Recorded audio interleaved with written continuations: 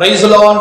கிறிஸ்துவுக்குள் மிகவும் பிரியமானவர்களே, கர்த்தராகிய இயேசு கிறிஸ்துவின் நாமத்தினாலே உங்களை வாழ்த்தி வரவேற்பதில் மிகுந்த மகிழ்ச்சி அடைகிறேன். என்னுடைய பெயர் pastor D Devasir, Hebron prayer hall, above Sangeetha mobile, opposite RVS college, Sulur, Coimbatore. என்னுடைய மொபைல் நம்பர் 9488265952. ஆம் பிரியமானவர்களே, இன்றைய தினத்திலும் கூட நாம் தேவனுடைய வார்த்தையாக தியானிக்க இருக்கிற காரியம் என்னவென்றால், செழிப்பான தேசம் தேவன் நமக்கு வைத்திருக்கிறார்.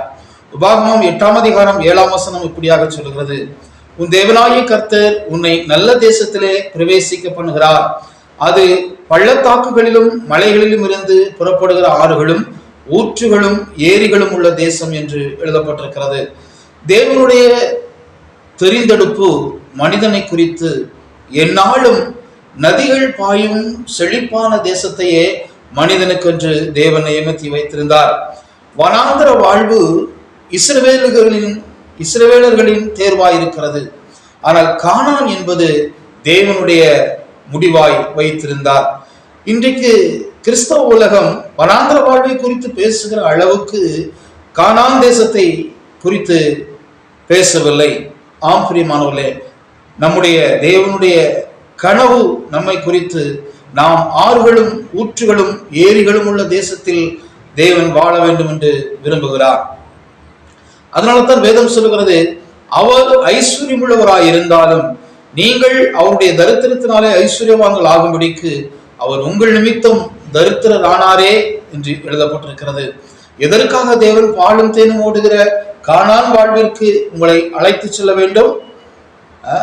காரணம், நீங்கள் மட்டுமே அவருடைய செழிப்பு மட்டுமே அவருடைய சித்தமாயிருக்கிறது. அந்த செழிப்பான வாழ்விற்கு நீ விருப்பம் இருந்தால் வா என்று அழைக்கவில்லை. உபாகமம் 8:7 சொல்லுகிறது, அவரே நம்மை அந்த நல்ல தேசத்திற்குள் பிரவேசிக்கவும் பண்ணுகிறார் என்று எழுதியிருக்கிறது. நீ பிரவேசிப்பாய் அல்ல, நான் உன்னை பிரவேசிக்க பண்ணுவேன் என்று கர்த்தர் சொல்கிறார். கர்த்தராகிய இயேசு கிறிஸ்துவை நீங்கள் சொந்த ரட்சகராய் ஏற்றுக்கொண்ட பட்சத்தில் அந்த கானான் வாழ்வு உங்களுடைய உரிமையாயிருக்கிறது.